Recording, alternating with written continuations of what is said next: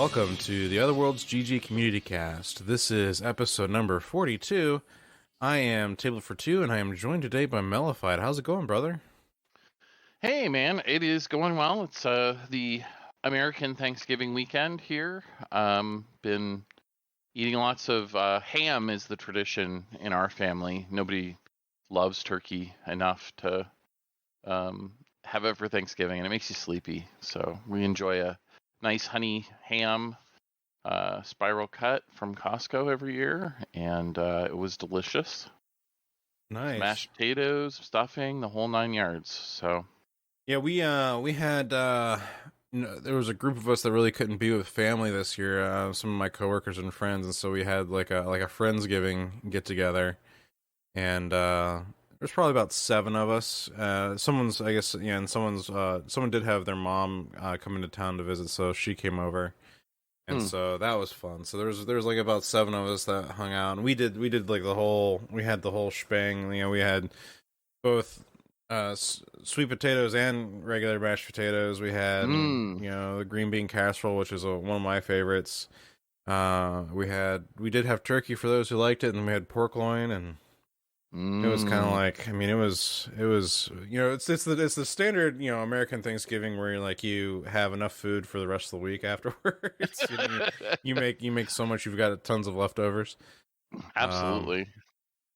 So it was a pretty good time, and we ended up hanging out afterwards and playing a couple of board games. We ended up playing Monopoly Deal, which is like a card game version of Monopoly. So it takes all of the like money management, house management, dice rolling, don't pass go, don't collect $200 crap out, and kind of turns it into a more fast-paced strategic card game.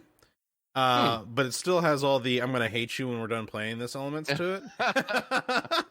So it's got and actually, even though it's got that frustration level to it, still it's a different kind of frustration level because it's like the strategies are all different, and it's kind of like a standard card game where it's just like I'm gonna steal your thing and I'm gonna apply it to my thing, and now you can't steal it back, and it's just all this kind of, I don't know. It was very interesting. It was a very different version of Monopoly, and I actually would play that because I refuse to play Monopoly, but I will play. Okay. I will play this card game like with anybody. It's a lot of fun.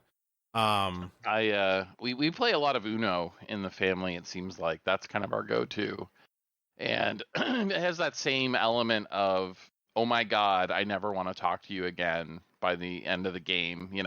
Somebody just keeps playing +4s on you, or right, things like that, and skip and reverses, so you never get a chance to play anything. Yeah. Yes.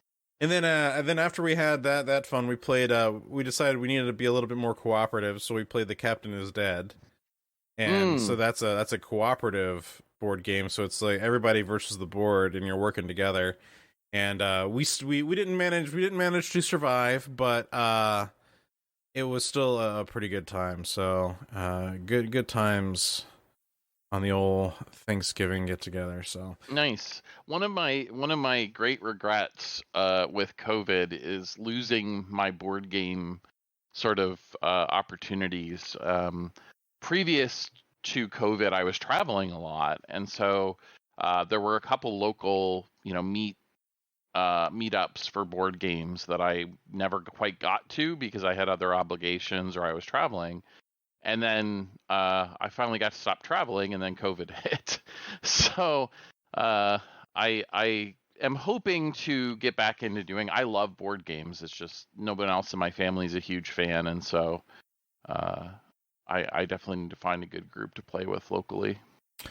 Yeah, and well, thanks to some also technology, you can do some digital board gaming. So some companies have been putting out digital versions of board games, but there's also the tabletop simulator, which has a really strong community. So maybe we can look into doing something like that on a community night. We'll get together and do like a virtual board game. So that'd be we did try Gloomhaven digital, you and I, and holy crap, was that hard.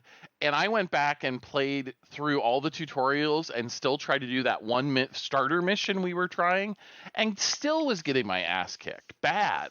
Like, oh my god, I just finished the first room finally, and I realized there were 2 more rooms after the first room, and my guys were basically dead. And I'm just like, okay, I table flip, like I'm out. That's the great thing about tabletop simulators. They actually have the table flip button. So like, at the end of the night, you're just like, screw this game. You can hit the table flip button, and all the pieces go flying everywhere. It's just like, yeah. Oh, that's spectacular. Yeah, right. That's awesome. Well, let's get on into the news, man. Yeah. Oh my gosh, we have so much news. I don't know what happened. Usually, I feel like in the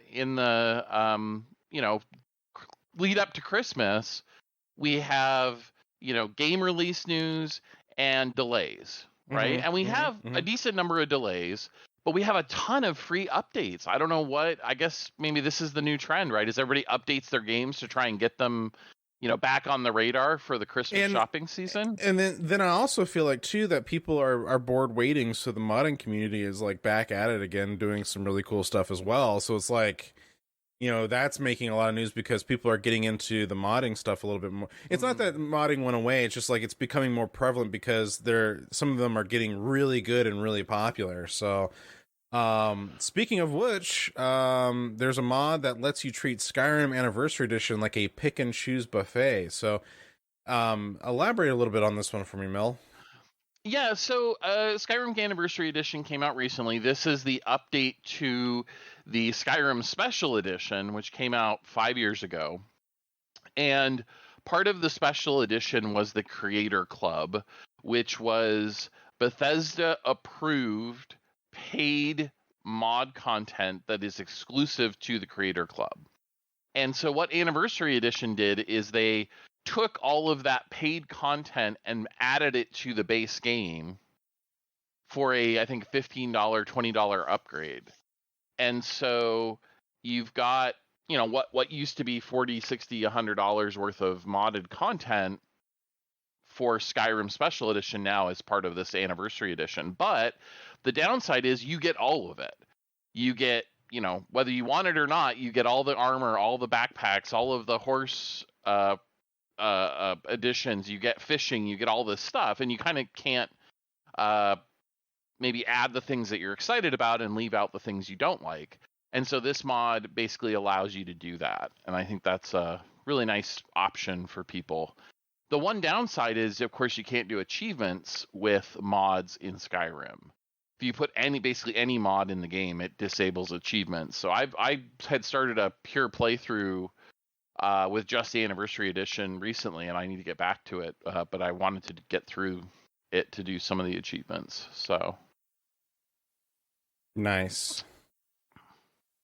Let's see. No Man's Sky has their expeditions return coming back. So the part of their expeditions thing was a fun little add-on that they added to where you could actually, because they partnered with EA essentially for Mass Effect, so that way you could actually unlock Mass Effect's Normandy SR1 as one of the frigates as part of your fleet with the carrier stuff, the carrier fleet mechanic as part of No Man's Sky. So you can't fly it. You can't fly it, but you can you can have it as part of your fleet. And so it was a short time kind of thing, and they brought it back so you can have another chance to get it if you didn't get it before. So that's cool.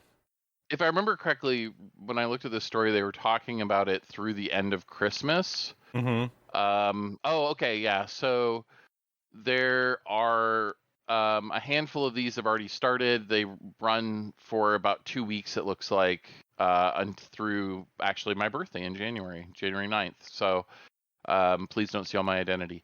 So you might want to check this out if this is interesting to you. Certainly the Normandy looked really interesting, and I have this love-hate thing with No Man's Sky because it's so content rich at this point.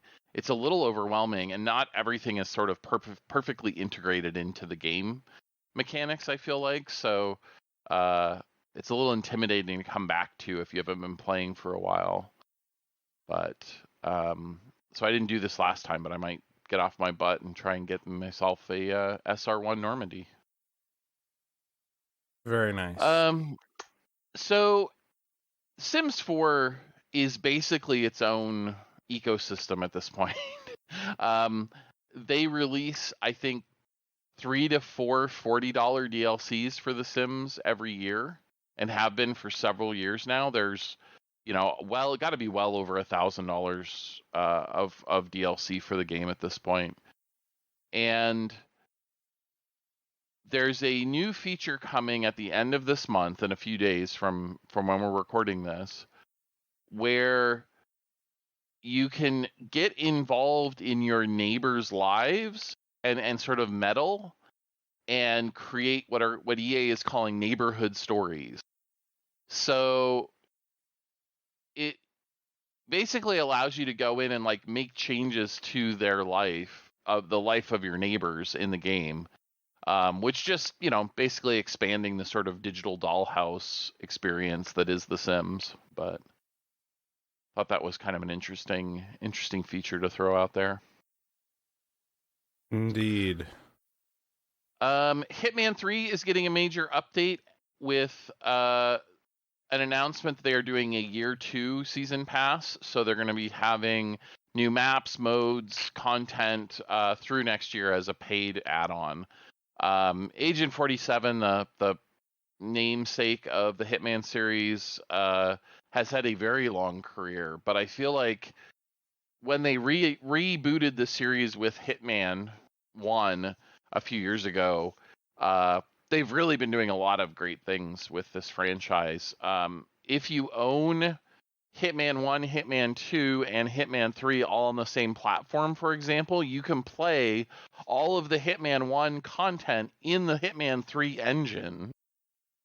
And that gets you all the new, many of the new features of Hitman 3 back in the old content, which is just something we don't see very often, where developers spend the time and effort to do stuff like that. So I really give a lot of credit to IO Interactive for making this a really compelling, essentially Hitman platform or ecosystem these days. So it's really cool. Yes, indeedy. Let's see here. Battlefield 2042 player makes wingsuit course out of rings of parachuting bots. Now that's interesting. So the fun thing about Battlefield 2042 is they've got like that kind of creator thing. Forge. It's similar to Forge. And so people are already starting to make some really interesting stuff with this. So one of the things that I complained about recently in our Discord server is like so many of the new modern games have really terrible menu UIs, and that I'm just surprised that this guy was able to navigate that to even build something. So congratulations.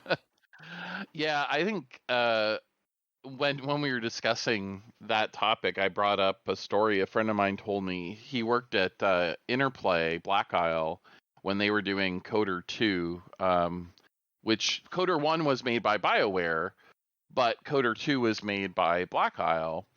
And so the Black Isle guys had to use all the tools and kind of framework of the game that BioWare had done.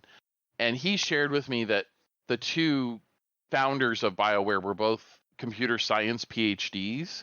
So they were very interested in theory and computing, advancing the state of computing and algorithms and all these kind of highfalutin concepts. And they felt like doing UI work was sort of pedestrian and beneath them. So they would hire interns to do all of their UI work.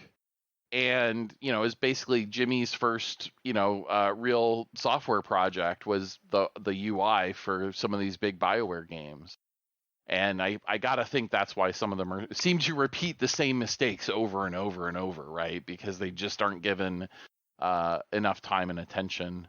So, I am wondering why that's still the case 15, 20 years later, but I suspect it's the same idea, right? No one went to work at DICE to be the UI guy, right? Everybody wants to work on game engine and cool game stuff, not the boring UI. So they probably give it to the low man on the totem pole. But I'm excited to see what people can do with Forge. The Battlefield games have a history of kind of coming out rough and getting better over time. I think Battlefield 4 is a fantastic example of that. It was buggy as all get out when it first came out. Crashed all the time. Conquest mode, I remember it was almost impossible to finish a conquest mode a lot of times because the game would crash the server. But they did, to their credit, get it all fixed, and the game, we were playing for several months and quite enjoying going back to it. So I do have some hope for 2042. Yeah, I do as well. Yeah. The mod for restoring Wolfenstein enemy territory single player is now out. You can get it from ModDB or on Steam. If you happen to have Return to Castle Wolfenstein on Steam, it is not available now, if I remember correctly. No, I'm sorry, take that back. It's Wolfenstein, which confusingly is the sequel to Return to Castle Wolfenstein. But you can download this mod and basically put all that single player experience back. It's done by the real Return to Castle Wolfenstein team or developers for that mod. So good pedigree there. GTA Trilogy's been having some issues, huh? We talked a little bit about this last show. Oh boy, howdy. I mean, this is good on them. This is a good step forward, I guess, but I already own the originals via like Steam and some of this other stuff, and I can mod the heck out of the originals. So I feel like I have zero incentive to even buy this, even though they're gonna give me the originals as like a free like add-on. So like Rockstar apologized for their GTA Trilogy issues, and then they make the old versions available again on the PC. But like, if you've already got the old versions and you wanted their new remake, it's kind of pointless. It's just for newbies to this, for maybe new players, this is great. But for veterans like myself, this is kind of like what am I looking for here? Just kind of like a useless gesture, to me. So, because I mean, I have copies as a fan of these games and have been playing them since they first came out. I've already got physical copies on like my original Xbox or PlayStation 2 or on Steam when they released them on Steam forever ago. So, I mean, good on you for recognizing this, Rockstar, and giving those who maybe have never played them before the originals to actually play with and have fun with, but, fix your game. Yeah, it's baffling to me how they could release the game in this state. We talked about last time, 2 weeks ago, about the raindrops being so thick that you couldn't actually see to drive, which just seems like clearly nobody play tested that, right? Or they just didn't care, which is really just. Sure. No, I'm just saying it sure seems like it. That's, so yeah. Yeah, well, and to charge $60 for these 3 games as a definitive edition, you should have put some effort into it, guys. Like, there's just no excuse. And I think gamers have made that, very clear, and so they're doing the right thing, like you say. But it's a shame that it launched the way it did. Hopefully, though, our next story, Star Wars: The Old Republic expansion, Legacy of the Sith, is coming out on December 14th, and hopefully it'll be in a little bit better shape. I think there's some really exciting things going on with SWTOR. I actually loaded it up the other day to check things out and played through a couple of stuff I hadn't played through yet. I've always been kind of a fan of this. I think that they launched it in a very hopeful state, but as people were playing through it, it was one of those games where like, this is a great single player game, but the multiplayer gets in the way, or the MMO gets in the way. And then on the other hand, it's a great MMO game, but like the single player stuff gets in the way. And I think they finally have fleshed it out in a way to where like you can play this almost completely single player without any of the MMO stuff getting in your way. And then if you want to go and do the MMO stuff, it's there for you to enjoy. So I feel like they've really done a great job of navigating that and kind of flipping it to where it's just like, because there was certain stuff like you had to go party up with people to go do it, or else you wouldn't be able to do it. And then trying to find the right people to do it with, or maybe certain people weren't running that day because people were trying to grind some other thing. Like, it. So it gives you the best of both worlds, I feel like now, and the fact that under Disney's banner, this game still exists is good. I think this is the only thing out there that is being actively produced that is technically Legends canon. A lot of the stuff out in this is more from like the Legends side of thing rather than what you want to call it, like new lore or whatever it is that Disney's been doing.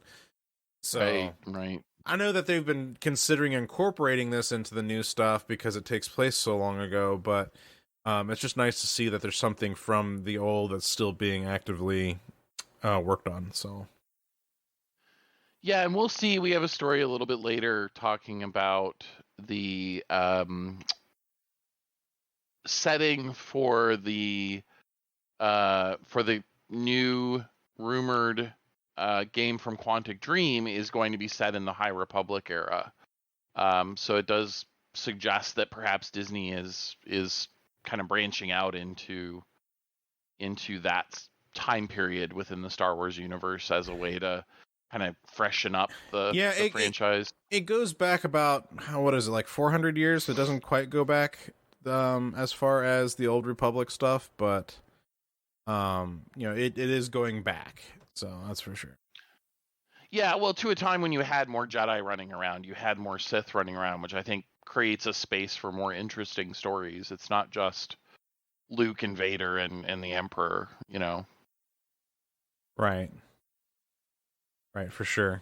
So, well, cool. What else we got going on here? Got some more news about Total War Warhammer 3, which is coming out next year, early next year, I believe. The Chaos God Nurgle is being prominently featured alongside the other Chaos Gods, and they did a kind of preview trailer of what that would look like in the new game, so that's kind of fun. We also got the announcement of a really strange game, I feel like, at least, where you're going to have Arya Stark from Game of Thrones stabbing Bugs Bunny because they are both Warner Brothers properties, and Warner Brothers has decided to do a multi franchise Smash Brothers kind of clone. When you have characters like Shaggy, you've got Bugs Bunny, Batman, aka Bruce Wayne, you've got Tom and Jerry, the cat, Tom. Just like a weird mishmash of characters from all of Warner Brothers stuff. So it's gonna be interesting to see how that develops. Oh, for sure. So New Worlds, Amazon's new MMO, has their first major update, and it adds new weapons, enemies, PvP options, and a novel's worth of minor tweaks. So if you are into New Worlds, there you go. Very nice. Minecraft's Caves and Cliffs Part 2 update is launching now, and probably once you hear this at least. And it has with it huge world generation changes in order to make more interesting caves, more interesting landscapes. And so really a lot of people are really excited about this. I think that it is a bit unfortunate they had to delay some of the features though. Archaeology, goat horns, and backpack like bundles were some of the features that have been kind of put on the back burner, they've said, so they could focus on the world generation stuff. So hopefully that is as exciting as it sounds like. Very nice. So the new Saints Row game that was announced recently has now been delayed till August of 2022. It got a really big backlash because people felt like it was just too big a departure. I don't quite understand why they wanted to use the Saints Row name. I know it's hard to launch new IP versus, doing a sequel, but it's so far different from, sort of the GTA gangster world where Saints Row started. I don't understand why they didn't call it something different. That said, hopefully the game is good and these delays are resulting in a better product in the end. No doubt. Terraria and Don't Starve Together will cross over this month. Ooh, that sounds like an interesting bit of fun. Yeah, it's funny because Terraria, they said they were done doing updates to the game like a year and a half ago, and yet they still keep adding more stuff and doing more stuff. So this was the latest of that. Don't Starve Together has been a surprising success, at least in certain circles. It's kind of a 2D animation style game where it looks very cartoony. It's interesting. It's not a bad game. It just doesn't hold my attention. It just doesn't. Yeah, I'm with you. But I know people who love it, and so I think this is where they're trying to appeal to those folks. We also got news of Maneater has a free update for PS5 and Xbox Series X, which adds ray tracing, and it looks pretty impressive. I mean, this is a game that's very focused on water, and one of the things that ray tracing does is gives you kind of the reflections in water that look more realistic. So it really does serve the game well. And if you already have it, at least you can, and you manage to get a PS5 or Xbox Series X, then you can enjoy these new visual upgrades. Very nice. Another big update, Outriders got a big patch. They've added a ton of new missions. They've added the ability to transmogrify your items so you can make them look like other items if you like a particular style better.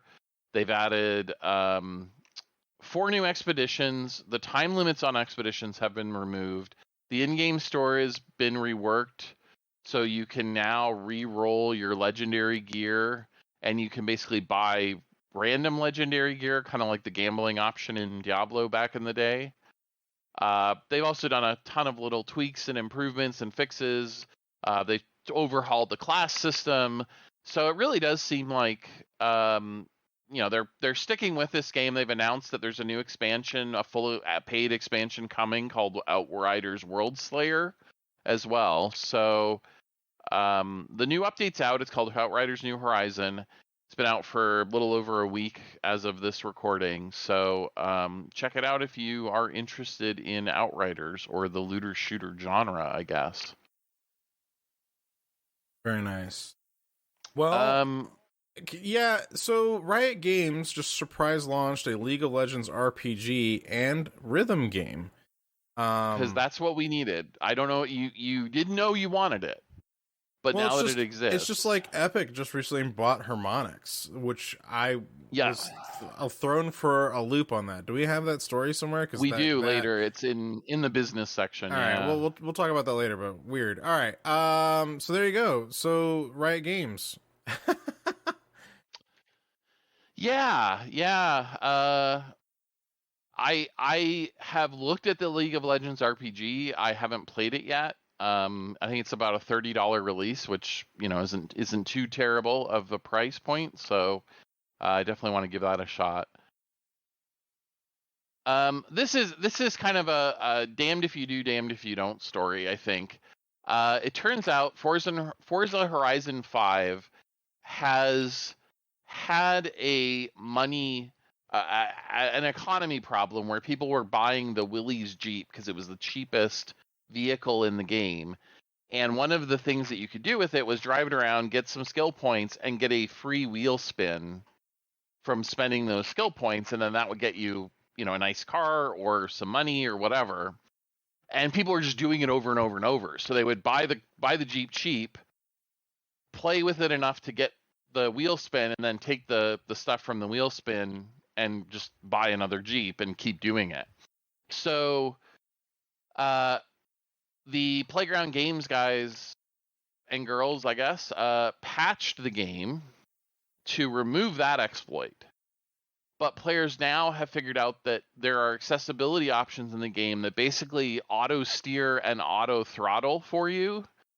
So if you were, either a child maybe, or if you had a disability where you needed that help, this was a way that you could play the game, which I think is a wonderful intention. I'm so glad to see games adding these options, because I want everyone to be able to play and enjoy games. But unfortunately, players figured out that they could basically set up a race, a custom race, where you just basically auto drive through the race over and over and over and get XP for doing that. And then as you level up, you're getting wheel spins and things like that. Now, in the article, PC Gamer talked about this, that it's kind of silly because you just actually play the game for a couple hours and get even better rewards and more stuff. But I guess people are just leaving this running for days at a time in order to stack up. Yeah. Wow. Yeah. Stack stuff up. So that's nuts. Like I say, I just feel it's a little bit unfortunate they're abusing the accessibility features, because I do think that that's something we need. But hopefully Playground Games will be able to find a way to offset that a little bit without taking away the accessibility. Yep. I agree. And accessibility is important. And speaking of accessibility, yes. Microsoft's head of gaming has hope for future of emulation. This article is interesting, and I looked further into this. So Phil Spencer, boy howdy, is he just like our spirit animal. He he came out recently and was talking about, so what this has to do with is Microsoft just launched 76, I think. It was somewhere over 70. It was over 70 new, or not new, but 76 or 70 titles, over 70, I can't speak, over 70 titles as part of their backwards compatibility program. But they've announced that this is the end of their backwards compatibility program. And I did a little digging into this. Come to find out, the reason why they're ending this isn't because they don't want to do the work anymore. Is because they've literally hit a wall on licensing. And if you think that there's a game that you want backwards compatibility on to be able to play on modern stuff, they've probably tried to get a hold of it. And probably they've been trying for years to work the licensing deals out and just could not go any further. So the reason why they've stopped is these last 70 plus games were the last ones where they literally could not get any more done, because they've legally there's no other way that they can move forward on anything else. And so Phil's attitude towards this is frustrating, because when you look at the music industry, when you look at the movie industry, when you look at any of these other industries, television, there's a history of preservation of these things, or updating them or remastering them or keeping them available. Like, you can go and listen to music, from forever and a century ago, when people used to have to listen to it, they only had access to the radio, or maybe they only had access to, a record, or, all of this music, or maybe you could, back during a time where you could only hear it live, you can hear all this music and see all these movies and shows from years gone by, but you can't with games. There's these licensing problems when it comes to games, and so his concern is that the industry can work together to figure out a way to properly preserve these things in a way that is legal, but also continues to preserve them as they are. And we've seen this time and again with like Rockstar's games, where they have all this licensed music that in modern releases of those games, they can't have that music in there. Which is frustrating for people like myself who still have copies of the original one and can go load them up in a console and keep playing them, because of the nature of how the older media works. You can't carry that over into the new media because of unfortunate licensing interference. So he's a team player, Phil Spencer. I appreciate his efforts and what they're trying to do with Xbox.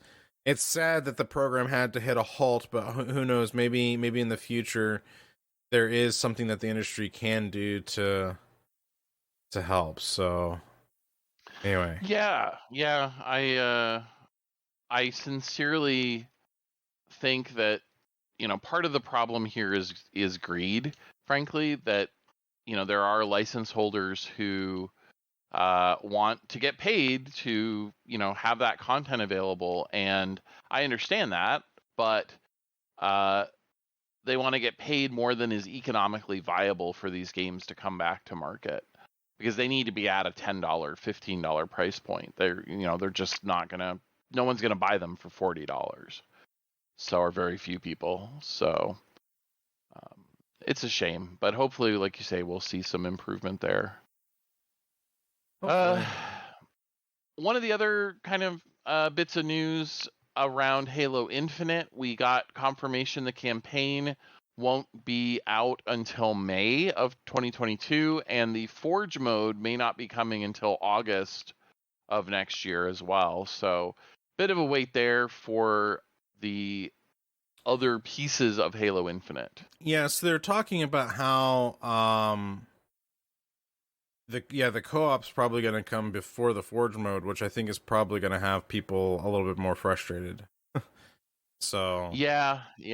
I mean, Forge mode is a big deal, both from a technical, it's got to be difficult to do, but also it's a big deal because that's what gives the game its legs, is all the user created content. So for sure. We did get confirmation, and oh my gosh, the backlash on this one's been loud. Elder Scrolls 6, which is in development by Bethesda, will only be on PC and Xbox. No PlayStation or Switch release. I mean, I'm not really surprised. I don't think anybody should be surprised, but apparently there are a bunch of PlayStation owners or fanboys who somehow believe that Microsoft would still release the game for PlayStation, and they have been disabused of that expectation, I think, pretty clearly.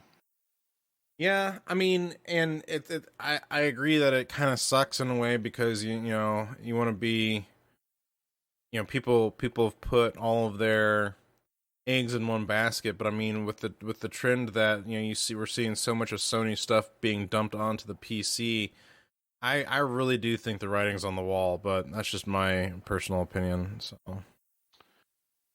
Yep. It'll be interesting to see. I think it'll take a while, but yeah. There was news that some steering wheels are still not working with Forza 5 Horizon on PC, but a fix is coming for that. I put this story mainly in because I know I have a handful of friends that play with wheels. I personally, although I have a really nice racing setup, play with the controller on Horizon, because I think the game does not lend itself well to playing with a steering wheel. It's just too arcadey, but that's just my take on it. I'm glad to see that they are supporting that. So moving on, we have a decent amount of retro news this week. First of all, the Mr. FPGA platform, or DIY platform perhaps, has a PlayStation 1 core in development that is making what I feel like is extraordinary progress. The core now boots and plays multiple PlayStation 1 games. It's certainly far from complete, but making big strides. So that's really exciting to see. We also got word that Shenmue 2, the US Dreamcast prototype, was found and released. This was one that had been sort of known about, but nobody had a copy of it until now. So that's kind of exciting for game historians. They did do a re-release of Shenmue 1 and 2 when they released 3 for modern systems, so you can get them on PC as well as Xbox and PlayStation these days. The Polymega, which is maybe infamous is the right word, video game console. It is a retro console that allows you to play many different disc-based systems, or it has cartridge adapters so you can play different cartridges. It is intended for you to play original discs original cartridges, though, but it is using software emulation rather than a hardware emulation like the Mister. They have announced they are bringing out N64 support for it, though, which, while exciting for people who own this, they are a year or more from fulfilling all their pre-orders, it seems like. So they've still got a ways to go to get the original system in people's hands. So it seems a little premature to talk about another new product that they'd be coming out with. This next one's kind of fun. So how much did you watch a lot of the 20th anniversary stuff? Mm-hmm. Yeah, and I did the website that they have where you can kind of go through your personal timeline as well as like the timeline of Xbox as a product. Yeah, so a bit of a random piece of news. There's in the Xbox's 20th anniversary Metaverse, they acknowledged that time that Microsoft tried to acquire Nintendo. I don't think a lot of people remember that, but it was kind of a funny, just like little nod to the fact that happened. Along the same lines too, during the 20th anniversary, Xbox celebrated the GameCube and the Dreamcast during its time, really kind of just acknowledging a great era in gaming in the late 90s and early 2000s with console gaming. So yeah, and well, a lot of people forget Microsoft was very involved in the development of the Dreamcast. They wrote the operating system Windows for CE. it. Weird. Yeah. So there was quite a bit of crossover. I think that led to Microsoft eventually doing the Xbox once Sega. I mean, when you look at the controller for Xbox and then you look at the controller for Dreamcast, the concept is very similar. Very similar, and the design very true. The design of the 4 ports, and so yeah, the Dreamcast was so far ahead of its time, in my opinion, that I think Microsoft took kind of the easiest stuff. They left behind things like the VMU. They left behind the online service, although eventually they added it back with Xbox Live. Well, but it had the 2 memory card ports on it, and so did the Dreamcast controller. Had the 2 slot ports on it, so very interesting. Yeah, for sure. Just a little bit of nostalgia. Zelda Twilight Princess is now 15 years old. If you remember, this is the one that had Link paired up with a wolf. And so I guess that means the game's 105 in wolf years, since wolves are 7 years for every human year. So getting on in wolf years, I guess. A little bit more news about GTA Trilogy. The San Andreas version actually seems to have an unfinished VR mode included in the game. No word on whether we're going to see modders, finish that off, but I suspect it'll happen. So we may be able to play San Andreas in VR not too far in the future. Oh, shit. Here we go again.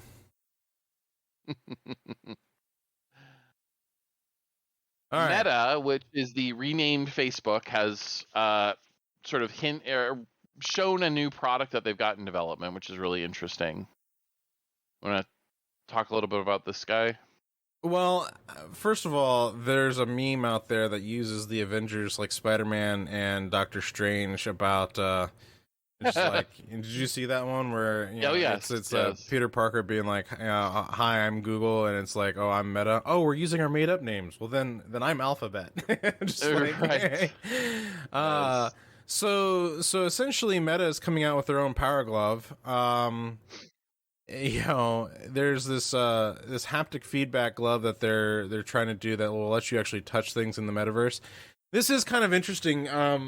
I know that there has been a lot of development already around like the Ready Player One technology, which is kind of fun because a lot of people thought that the Ready Player One stuff was kind of fake. But even his Omni treadmill that he used in the movie, that was real. That was a really real developed piece of technology that they used in the movie to help tell the story.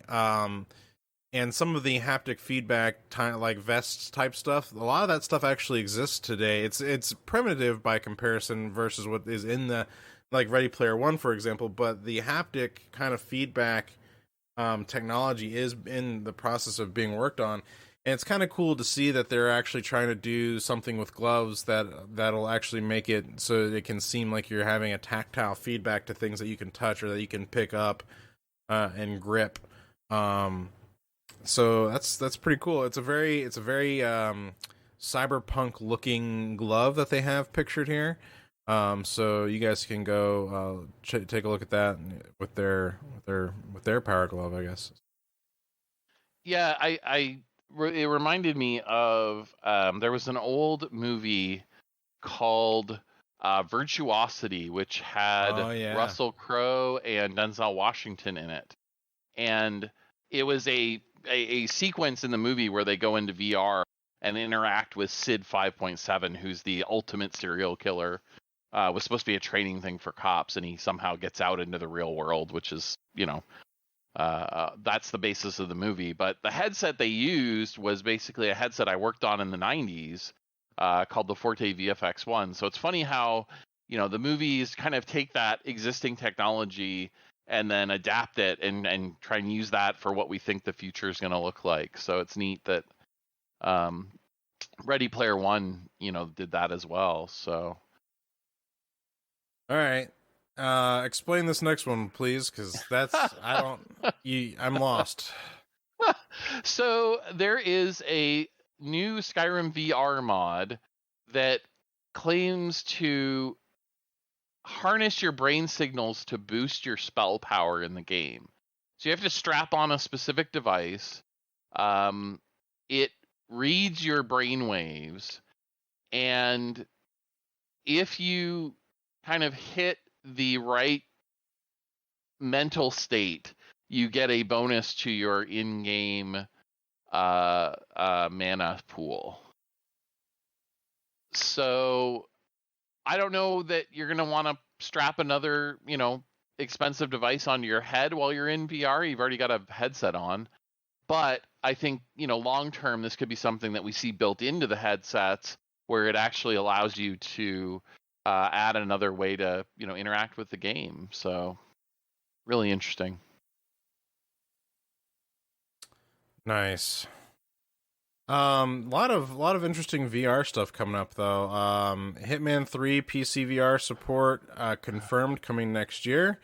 So you can assassinate in VR. There's also a Deep Rock Galactic VR mod that's going to be in the works. And looks like Microsoft Flight Simulator finally has VR controller support, so that's pretty slick. Yeah, they got headset support fairly early on, but you had to use a keyboard and mouse or a joystick with the game. But now they've got the controllers, which is great.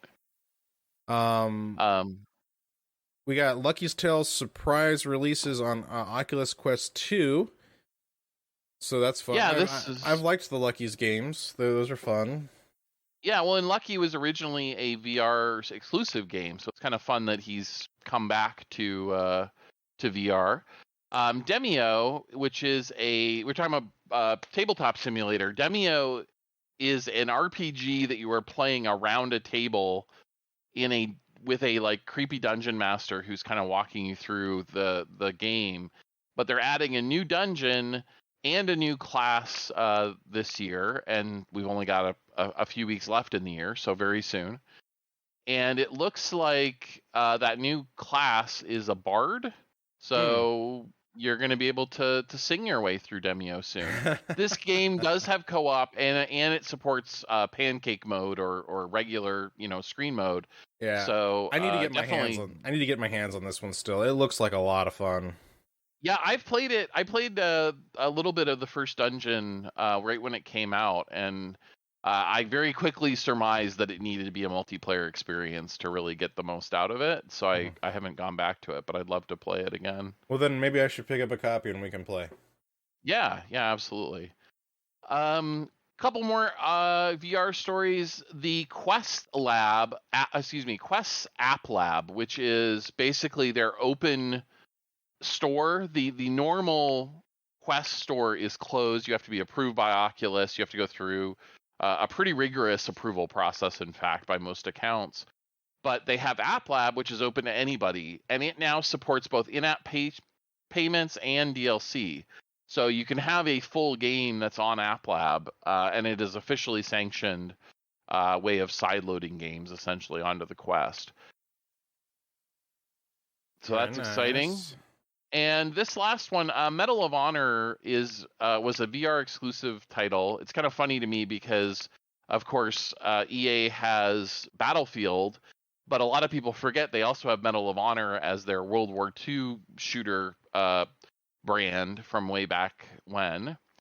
And they came out with a VR game, 6 months ago now, that was a full price $60 release, which is very unusual in the VR space. It unfortunately wasn't great. But they have now ported that PCVR only game to the Quest. They dropped the price from $60 to $40. They made it cross-buy, which is really nice. So if you already bought the PC version, you get the Quest version for free. If you buy it now, you get both versions for that $40 price point. The one problem that has come up, though, is it is a 60 gigabyte game. Yeah, it's kind of a doozy. Yeah. And the Quest 2, the original launch Quest 2, was a 64 gigabyte device, which means you could barely fit one game on your Quest 2.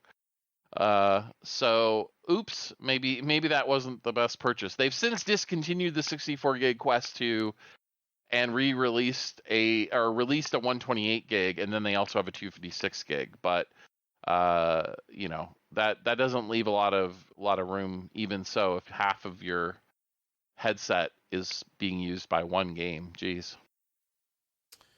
Yep. All right, on to some Nintendo news. A lot of randoms today.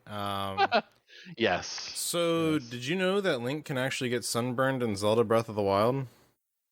Yeah, this is great. Like 5 years later, we're still finding out new things about Breath of the Wild, new features. That's pretty wacky. Yeah, I had no idea. I mean, I knew I could get electrocuted if I had a piece of metal out when a thunderstorm rolled in, but I do love the rolling weather mechanic in that game. It's actually quite cool how it all shifts and changes, so it's a lot of fun.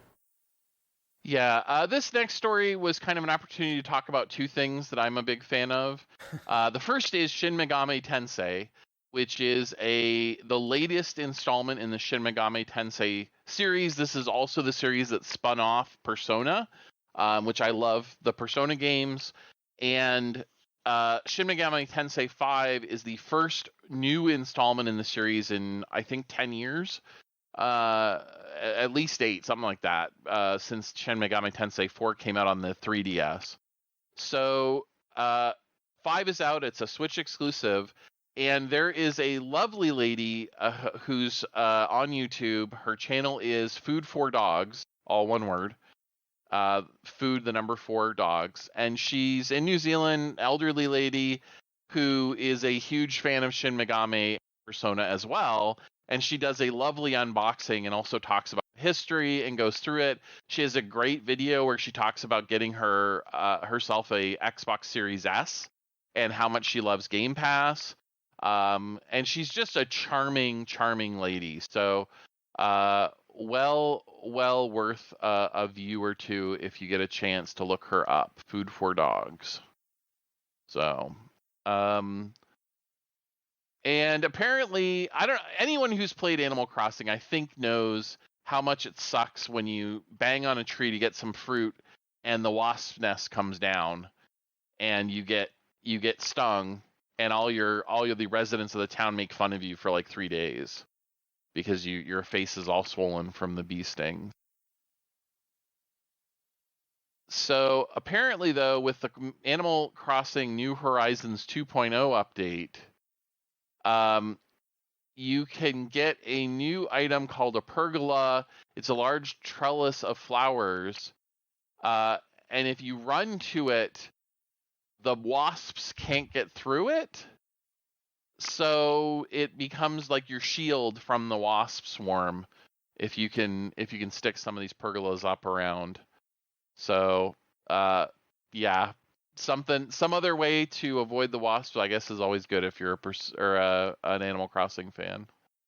Well, moving on to tech news, yeah. Yeah, absolutely. One thing that I thought was pretty interesting, LG TVs can now stream games through Geforce Now, which opens up a lot more people potentially to play some great PC games. So I called this many years ago when we started seeing stuff about game streaming services and the different stuff like that. Now I know that like there's Google Stadia, there's Amazon's Luna, which you can get a controller, and if you have Google's what the dongle thing, the Chromecast. Whoa, hey. Sorry. Hey. If you have a Chromecast, you can stream to like your TV, but Jim and I, we saw the emergence of this with like the Nvidia Shield TV and how small that was, and it was like, how easily do you think you could bake something like that into the hardware of a television to where your TV comes with a remote and a controller? It's just like, that's it. Like, you have the remote and then you have a controller.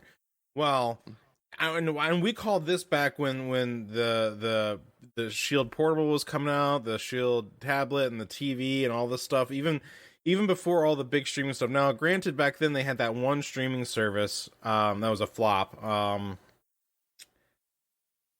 OnLive.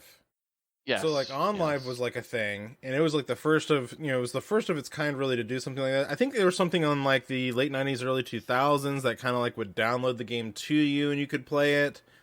There was some kind of like game stream service that was like that back in the day. I forget what that was called, but like with the emergence of like this rapid technology, we called it back then that you'd be able to do this, and here we are. LG TVs can now stream games through their Nvidia Geforce Now app, which is it's probably only going to get more like this. You're probably going to start just seeing natively this kind of stuff getting baked into these high-end TVs. So.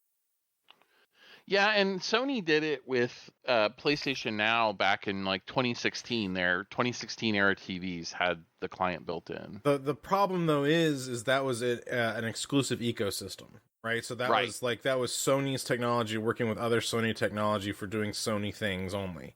Mm-hmm. This is like Nvidia is partnering up with LG. It's a different company.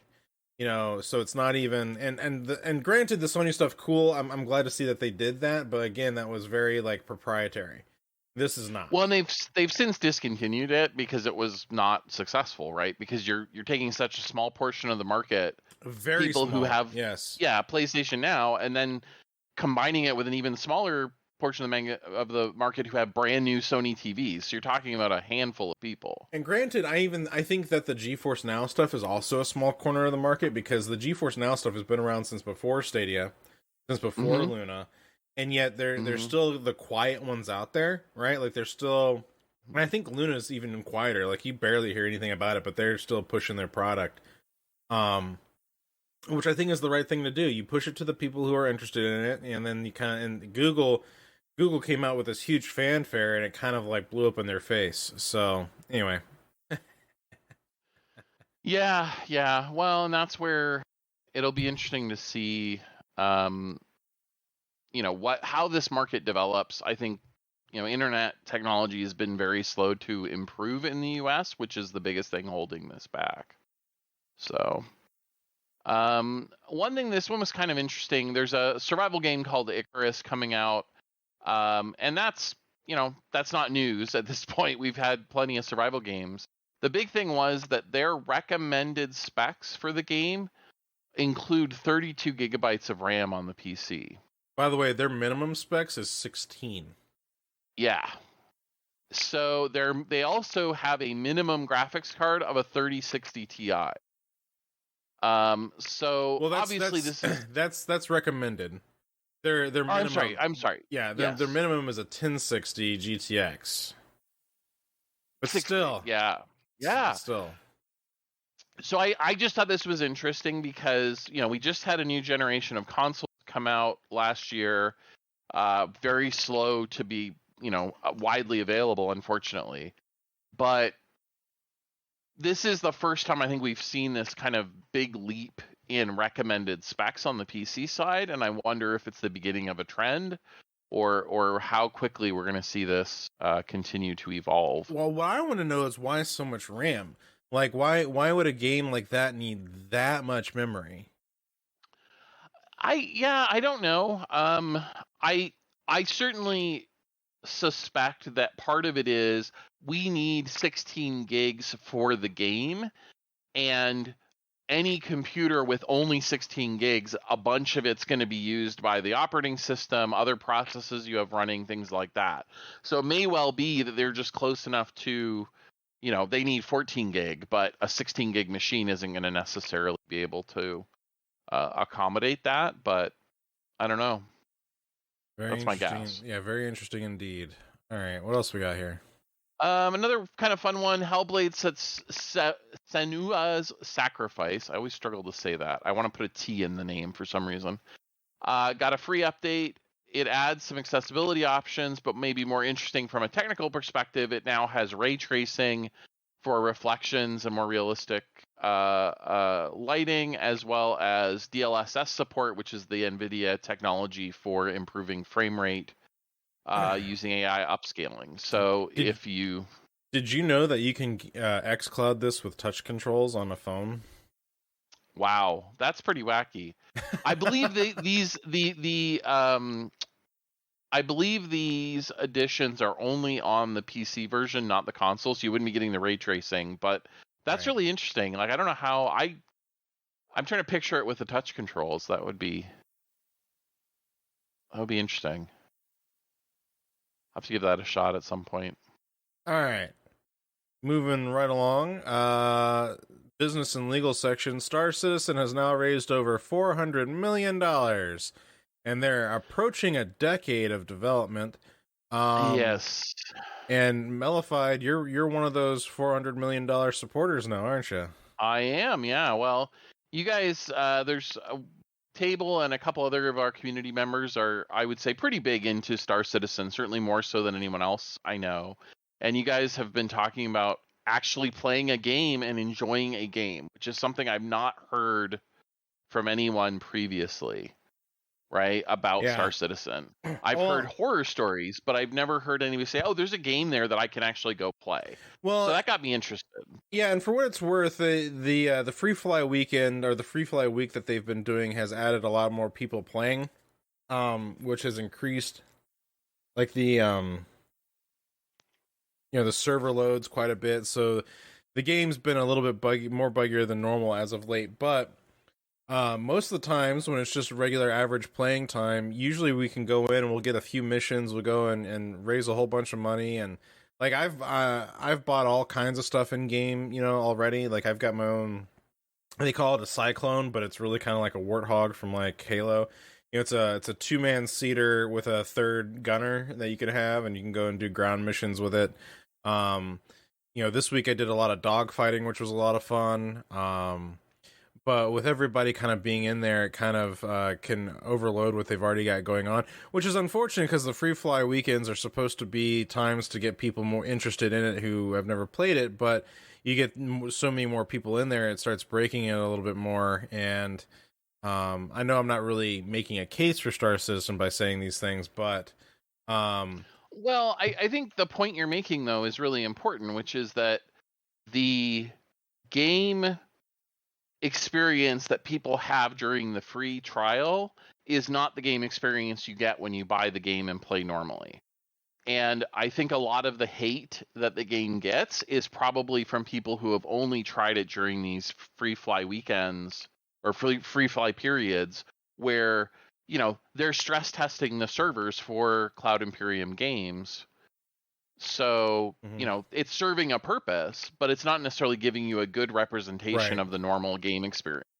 Right. And I think too, it'll be interesting because it's still in their alpha state, but they've comparatively, for full disclosure, I backed this game originally way back in like 2013, 2012 or whatever it was when it first one on Kickstarter. I backed it. And I threw down $45, got like a starter thing. So I've been in this thing from the beginning, but I haven't put any more money into it up until earlier this year. I upgraded my package to get a freelancership, so I could have a freelancer because I like that. but I only threw in just enough to like upgrade my package. So it's not like I have my original package plus, and so I don't have two ships. I still only have one ship. I just upgraded from the one to the next. But I'm still like, under $100 in investment, myself. I know, like our there's a friend in our community here who's spent over $1,000 on the game already, him by himself. But that's up to people though. Like if that's how people want to spend their money, I think that's fully on them to do that. And we can still judge them for it, sure. But I mean, it's still their choice to do so. But they're not hurting anybody by doing that, right? And that's the kind of the point I was getting at, is like if that's what they want to try and invest in, that's on them. And so I definitely have seen it. So I used to be very critical of the game. For those who have been following my career in podcasting and streaming for years and stuff like that, I've certainly been critical of this game in the past. I still have criticisms about it, but there was a certain point where I explored the game with our friend that we've been kind of talking about. And once he really kind of showed me some things, and then I saw like the latest update that they did, I became convinced. I was like, there is a game here. I can go and take missions. Things are persistent. I earn money. I can go use that money to buy ships. I can earn millions of credits in game and go buy some of the biggest ships in game without spending my real life money to buy them. I can actually go, and they'll stay persistent until they do their next wipe for the next big patch that they push. Sometimes they have to clear out some of the databases, but anything that you buy with real money stays tied to your account 100%. And I think that's an important distinction, though, right? Because one of the things that's been a very controversial in the Star Citizen community is people paying real money for the alpha currency that you earn in the game and can buy ships in the game with, but all of that is ephemeral, right? If they decide to do a wipe, which they are almost certainly going to do in the next 6 to 12 months because they're doing major patches, certainly when 4.0 comes out as expected next year, I would think they would do a wipe. So all of that money that you would have earned, all of those ships that you bought with that money, in-game money that you are going away. So Why on earth would you spend real cash on that stuff? Go buy a ship. Absolutely. Go buy a with real money, because you've got that forever.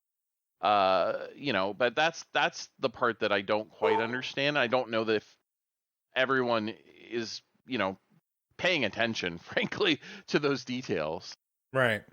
No, 100%. And I completely agree with you on that. So anyway, good times, interesting stuff. Star Citizen, love it or hate it, it's part of our gaming culture at this point. So, well, I don't think, like I said, I feel like for me, the fact that there is actually a game to play was frankly a shock to me. I had no idea that it had actually gotten that far, because all you ever hear about is the negativity in sort of the press and popular culture. So the fact that, we went on a mission last night, we ran and we killed shit. We went into a base where terrorists had taken over, and we shot them up. Now, we had some problems along the way, and I have a great video that I'm going to share in our Discord showing some of the craziness. But we actually, the times when it was working, we were having fun. Oh, yeah. And that's the part that was like, oh, there's a game here. There's something I can do here. This is something I can do with my friends and enjoy it. It's not just, like a pyramid scheme, which is what people have been alleging about it, right? For a while now. So I've been pleasantly surprised with it in my experience, for what it's worth. Right on, brother. Well, we'll definitely get into more of it. And if you guys have any interest in Star Citizen, feel free to come over to our Discord at discord.OtherWorldsGG. We'll do some screen sharing and take you on a tour. If there's a free weekend, maybe you can hop in with us, and we'll get you on some ships, and we'll go do some drops. So that'll be fun. Yeah, and I saw that they have one of the nicer starter packages for like $40, $45 right now. So, if you did want to get in, it's not terribly expensive. Certainly no more so than a regular PC game. Yep. And the cool thing is you can upgrade your packages too. So like, even if you, for example, I've upgraded my package, and let's say I wanted to try out a different ship that might be cheaper. that money stays credited on my account, so I can actually swap things around within their ecosystem. You know what I mean? So it's like it's nice you don't to be able lose to, anything. right. It's nice to be able to have that, so I can play with it. Like I can try things out, I can do stuff with it, and that's what some people have done. Like, our friend BD4, who's in our Discord, he spent quite a bit of money on it, but he's got that money in his account to where he's actually been able to sell ships back to SIG essentially and buy different ships and play with them and try them. So it's been pretty cool. So yeah.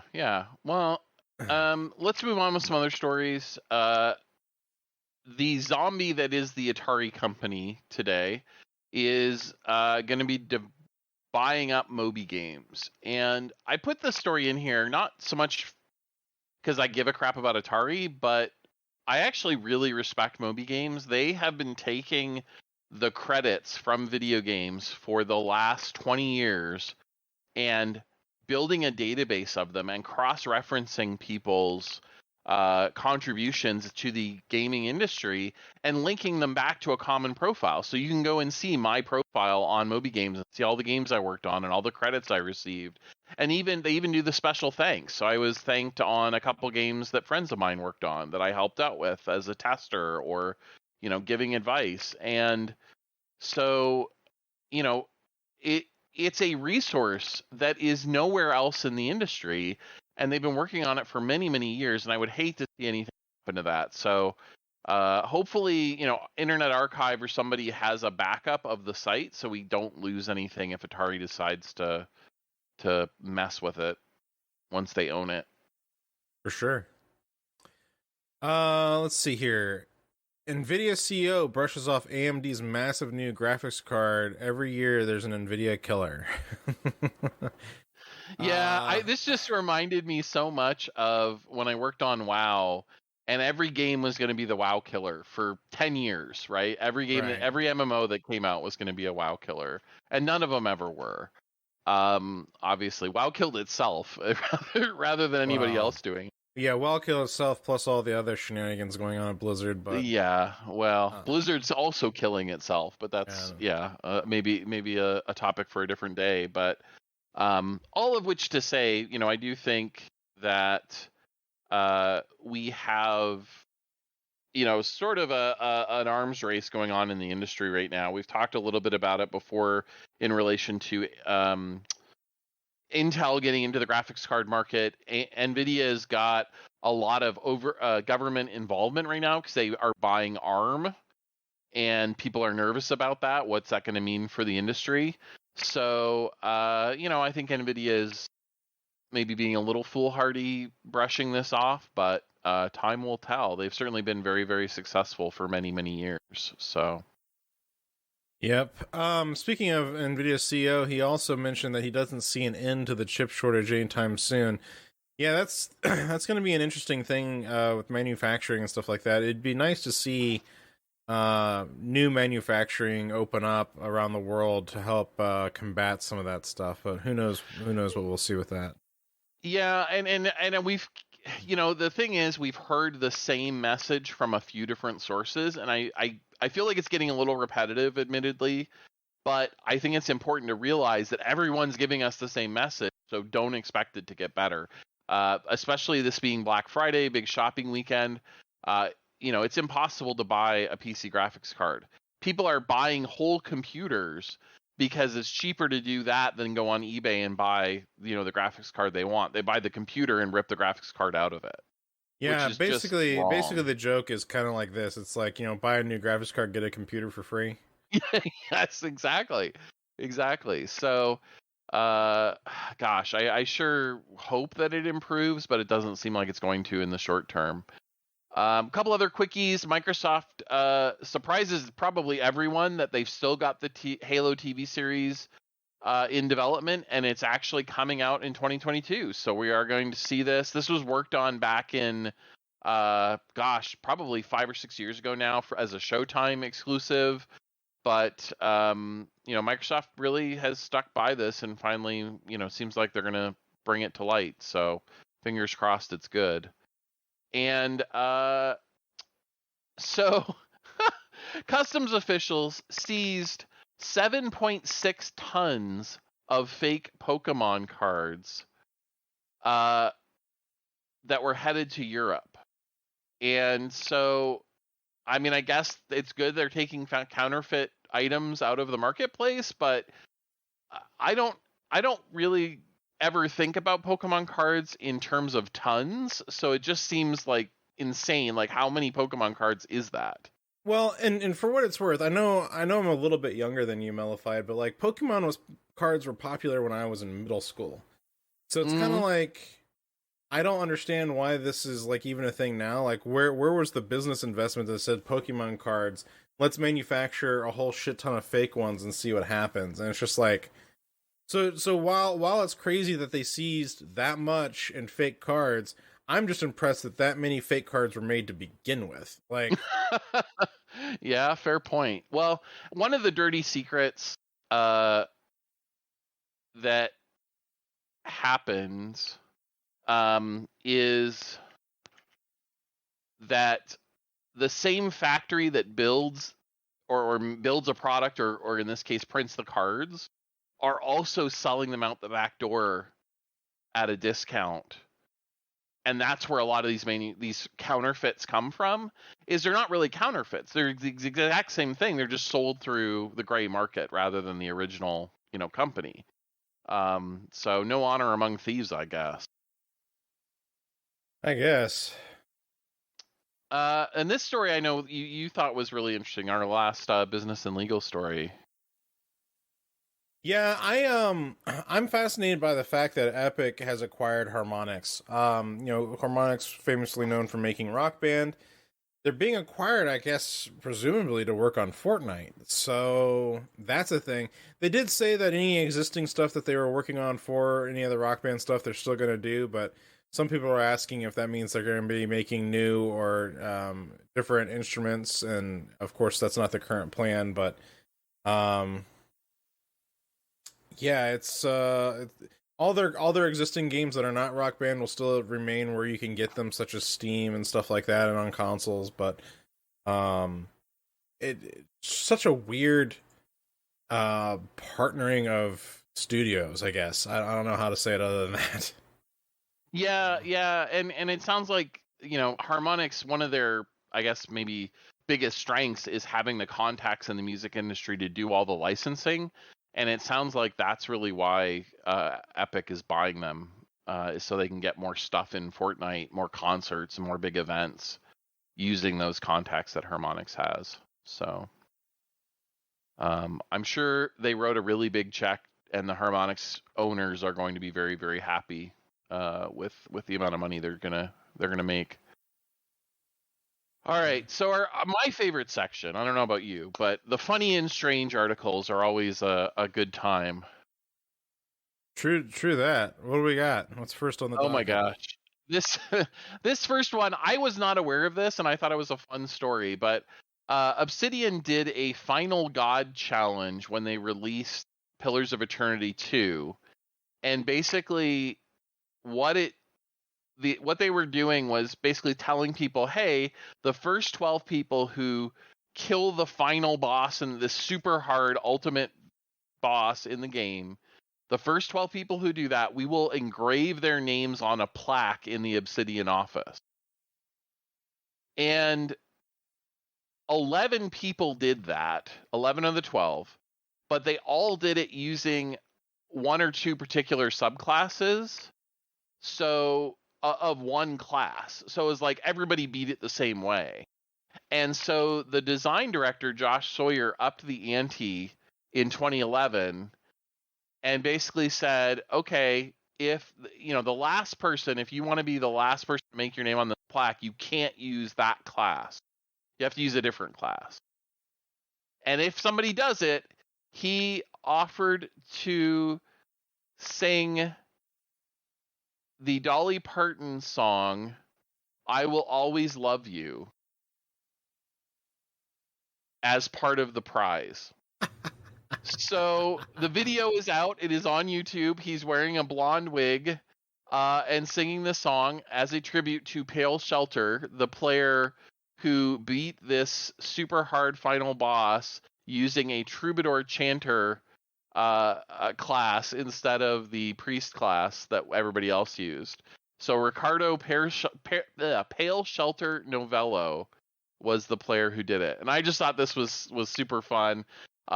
Joshua Sawyer, as it turns out, has done music. He did some music in Fallout New Vegas, which was done by Obsidian as well. So apparently he's a multi-talented creative director there at Obsidian. So fantastic. Yeah, just super fun. One of the other stories we have here is that Earthworm Gym is... You remember Earthworm Gym, right? Oh, yeah. Yeah, absolutely. Earthworm Gym emerges one more time for a new animated show coming out, which is interesting because from what I understand, there is a development happening on a new Earthworm Gym game for the what's that console that Tommy Tallarico is making right now? Miko? Yeah, essentially he bought that company, or he's the CEO of that company, or whatever it is now. And so they're making a new Amico, which actually looks pretty slick. And I guess that they've got an exclusive deal to make a new Earthworm Gym game exclusively for the new Amico. So, which is actually pretty cool. But I'm actually really excited about this. I loved Earthworm Gym growing up as a kid. I played the crap out of both of those games. They're a lot of fun. They're very silly. So very tongue-in-cheek humor. I mean, yeah, very. So I'm glad to see that kind of make a little bit of a comeback there. So that's good to know. Yeah. So if you want to, this is a little bit tongue-in-cheek, but there is a Metaverse gamer graveyard that somebody's made. Gamergraveyard.gg. You can basically bury a friend and you get to create a little gravestone for them. And the idea here isn't so much to be serious and actually have a real memorial to your fallen friends, but maybe to more tease them or joke around a little bit. But you can walk around this graveyard and see all the different things. People have put in gravestones for things like Club Penguin, the MMO that Disney shut down a few years back. And so, yeah, I mean, it's a fun little thing. It's a neat little website, very 8-bit styled. But if you need to memorialize something gamer related, now you have some place to go. Excellent. So when you picture Sonic the Hedgehog, yeah, what do you think he smells like? I've never considered that. I don't think most people do, but apparently he smells like cactus fruit and leather. Apparently. Citrus fruit. Excuse me, citrus fruit. I read that wrong. Citrus fruit and leather. Yes. Ooh. Yeah, this is a line of, I guess, cologne that a company has come out with. They have partnered with Sega, and so you can have a Yakuza cologne that was created for the night and will have you smelling like the Tojo clan's finest crime boss. What a tagline. They have a Shenmue one. Yep. Yeah, another Shenmue story, oddly. But yeah, it's I don't know what to say. I mean, it's interesting to sort of think about how you would describe video game characters if, to someone who never seen them, but I've never thought to talk about how they would smell. So, untapped market, I guess. The other, speaking of really strange, we've talked about some really funny ones. Like there's the whole like the gamer refrigerators, some of these other just wackadoo gamer themed kind of things. Yes. Well, now we've got the most unlikely of Black Friday sales for a gamer chair. Excuse me, I think what we really mean is gamer chase. This is absolutely ridiculous. So it's essentially a chase, which is like a chair with a long, like, seat for like your legs to go up on. So it's just a very, if you're not like a one person couch with a back, almost. Right? If you're not really cultured, most people won't. But it's got a drawer for your books and board games, and it's got these little pull out stuff. I mean, it's a clever looking thing, but I also find it to be absolutely just downright silly. So. Well, and even more silly is you're not guaranteed to be able to buy one. You have to sign up for the chance to buy one, and it's $4,000. So you have to a chance for a chase. Yeah. Yes. But I mean, just, it's funny to me that gaming culture has come so far that we have these specialized things that are being marketed to gamers, even when they're just silly, right? Whether it's cologne or chaise lounges for gamers. It's just crazy to me. There is somebody doing some science, and they are using 2 rats named Carmack and Romero to play Doom. They're essentially seeing if they can train these rodents to effectively play the game. Okay, sure. A little bizarre, but kind of fun to think about. I love that he named them after the creators of the game, though. That was cool. Very much so. All right. I will take our second to last story here, our penultimate story. Reggie Fils-Aimé, and I hope I'm saying his name correctly. I think I am. Admits that he bought an Xbox over the GameCube originally. So before he worked at Nintendo, he bought himself an Xbox, and it wasn't until after he got the job leading Nintendo of America that he bought a GameCube. So I thought that was kind of funny. It is funny. Then this last one here is kind of interesting. So Elden Ring, if you're not familiar, Elden Ring players are already tricking bosses into falling off cliffs. I guess apparently during this last weekend or a few weekends ago, during a closed network test, players found a way to lure bosses to their unlikely deaths, which is like the best way. It's kind of like they Goro'd, these bosses. For those of you who've seen the original Mortal Kombat movie from the 90s, that's what Johnny Cage did. Essentially, they lured Goro to a cliff after racking him in the nuts, and so players have essentially been doing that. So yeah, and Elden Ring, if you're not familiar, it's coming out I think in February, if I remember correctly, and it's a open world Souls Dead Souls type game. So hard, timing based combat, lots of blocking and dodging. But it looks like they've got some work to do to shore up their AI for those bosses. Very nice. Well, I think that's a wrap for our news this time around. It very much looks like it. There's quite a bit of news, but we got through it all, and this is fantastic. We have some game servers over on our Discord that you guys can check out. We have a Minecraft server. We have an Unreal Tournament 2004 server. We've been playing a bunch of games together. There's no real server support yet for 2042, other than you can do some co-op stuff in there. The game is still got some interesting things that they need to tweak, but I have been finding the co-op single-player stuff to be a lot of fun with Mellified, for example. We've played through a bit of that. Been playing through a lot of the Halo open beta for Infinite, which is out right now, and then the game officially comes out on the 8th of December, so that's a lot of fun. So we've been having a good time over here playing a bunch of different games, Forza 5 for example. So if you're looking for some fun, family-friendly people to play some games with, come on by discord.OtherWorldsGG. And we'll see you guys in our next episode. This has been episode number 42.